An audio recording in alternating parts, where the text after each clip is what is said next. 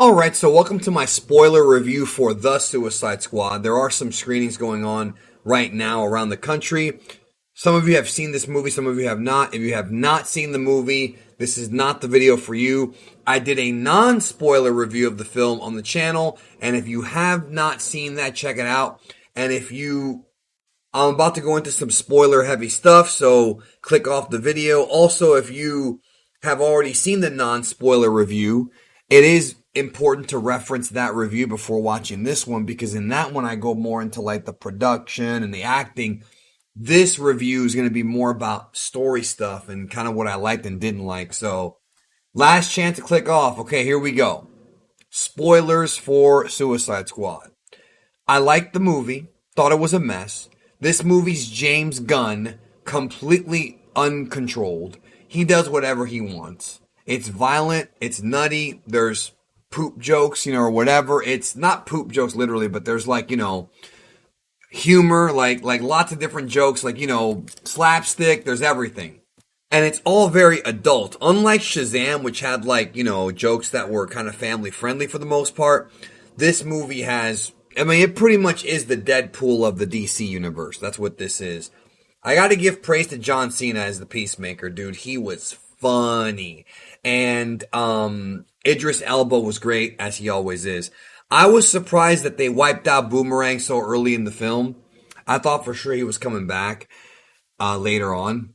I didn't think that Margot Robbie, Harley Quinn, didn't think she was that interesting in this movie. That middle section of the film where she's with that guy in the castle or the mansion or whatnot, and they're gonna get married or whatever. That whole section was really odd and could have been cut out, honestly.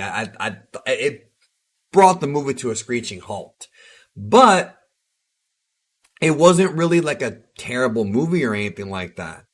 Interestingly enough, her tattoo that said rotten on her face got removed because she didn't like it. James Gunn chose to get rid of it. But there was a lot of pretty cool stuff in the movie. I just thought she was the weakest thing. My favorite thing was Bloodsport and Peacemaker.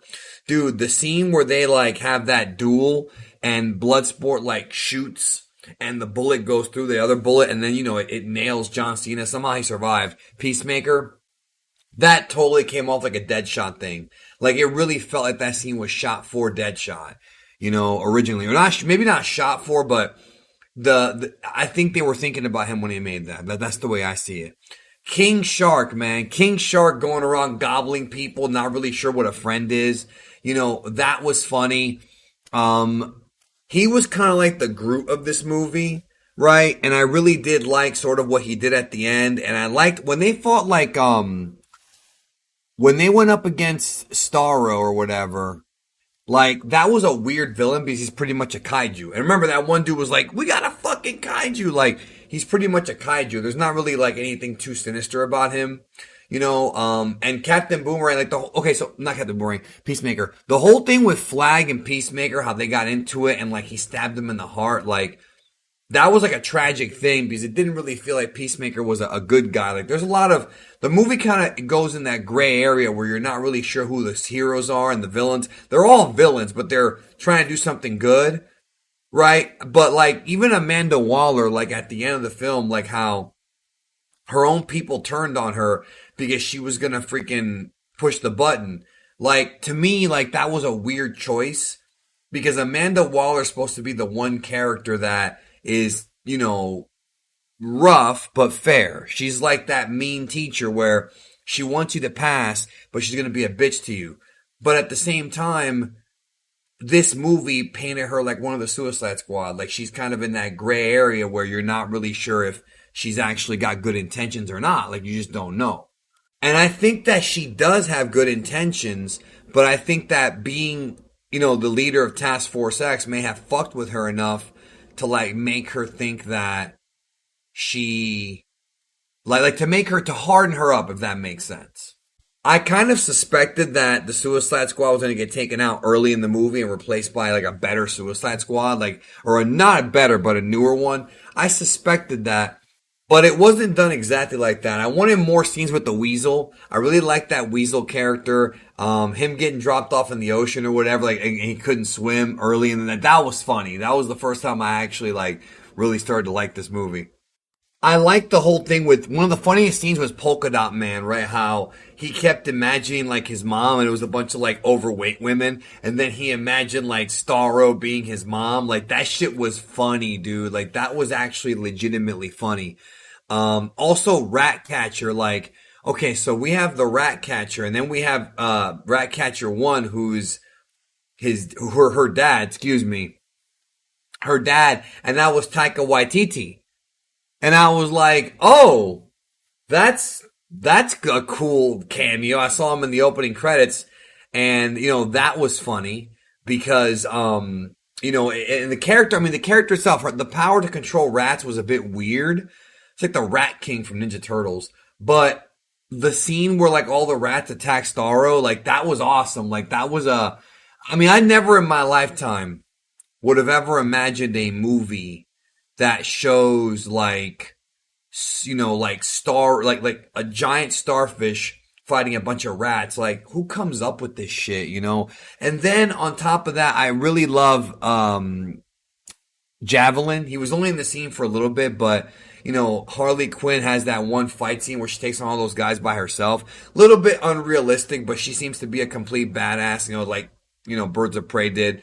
She was fucking them up, dude. It was all really violent stuff, like cracking their bones, snapping their arms. Like it was awesome. And, he gives her the javelin earlier in the movie at the very beginning, and he's like, yeah, like here, like, like you are the one who can use the javelin. It was so wacky because they were like parodying like classic movies and classic stories and classic comics with that. Very, very tongue in cheek. And I wish that we saw more of that character. Cause I like the cheesy, like Peacemaker's like an evil version of that. Like, I really like the cheesy, like 70s, 80s, or even 60s, like Silver Age or like Golden Age cheese characters, man. They get clowned so hard in this movie. The Detachable Kid was another character that I wanted to get his own like thing. Like I wish they would have made a movie about them first, but it's really not a big deal. People were asking me when I left the theater, is this better than the first one? Yeah, it's way better than the first one. Obviously, I still want to see the Ayer cut because, man, David Ayer has been on the warpath talking about how his movie's not the one that we got. And based on what we saw with the Snyder cut, I'm willing to bet that he's probably not lying about that. There's probably a lot more content. It's probably been moved around a lot more. So I don't disagree with that. This movie, though, I mean, you could tell it was all James Gunn, totally. When it comes to Bloodsport, I'll be honest, I didn't really like the idea of having the whole, like, I have a daughter and she's going to win me over storyline because they've done that already. They did that already, and I felt like they could have done something a little bit different. Obviously, they wanted to keep it as accurate as possible, but I just feel like, because originally, if you remember, Idris Elba was supposed to replace Will Smith as Deadshot, but instead they made a different character. So that way Smith can come back in the future. But to me, they're just so similar. You know what I mean? Like the whole thing with the daughter and, reluctant hero. I just felt like, it was a bit different too, because like in the movie, like he's able to like have all these awesome weapons that transform into a bigger and bigger and bigger gun. Like that was all cool. I really enjoyed that. But it's different than how it was in the comics. But seeing that one scene where he's like, and he's powering up his gun, and it gets bigger and bigger and bigger. Like, that was awesome. That was a cool scene right there. And I was wondering what the climax of the film would actually be, because they make you think that, like, everything with the Peacemaker and Flag and all that, they make you think like that's going to be the climax, but then they have to deal with Starro. And, that became the actual climax of the film. I was surprised as to how much screen time was devoted to each individual character. Like, maybe I would have preferred a little bit more King Shark because he was funny. Things like that, maybe a little less Harley Quinn, but that's just, nitpicking at this point. The movie was fantastic. It's not probably a movie I'm going to be watching too much. Like, it's a movie that if you got friends over and you want to have a good time, like you put it on, or, if you, have maybe, like a party, what's the same thing? Or if you're showing it to somebody for the first time and they haven't seen it yet, or if you're doing a watch through of the DCEU, but it's not really a film that really has like the most amazing story. It's not a story-driven film by any means. It's more so, because I mean, the story is pretty simple. There's not much to it. I also was very surprised to what happened to Rick Flag, by the way. I'm surprised they killed him in this one, but, it's whatever. But what I was going to say was, it's more of a character driven movie, but also more of a comedy as well. Like the comedy was just, it was good. I mean, I liked it. Like I said before, John Cena's hilarious as the Peacemaker. The shit that he was talking like is great. It's really the most eclectic group of characters that we've ever seen. I also liked how when they were transitioning from scene to scene, they would kind of tell you like what was happening, like as far as like they would take the location or 8 minutes early. A lot of non-linear stuff. But they had like a scene, then it was like okay, 10 minutes earlier. Then they go back in time and have someone else, like somebody else. You know what I mean? They it was really well done how non-linear it was.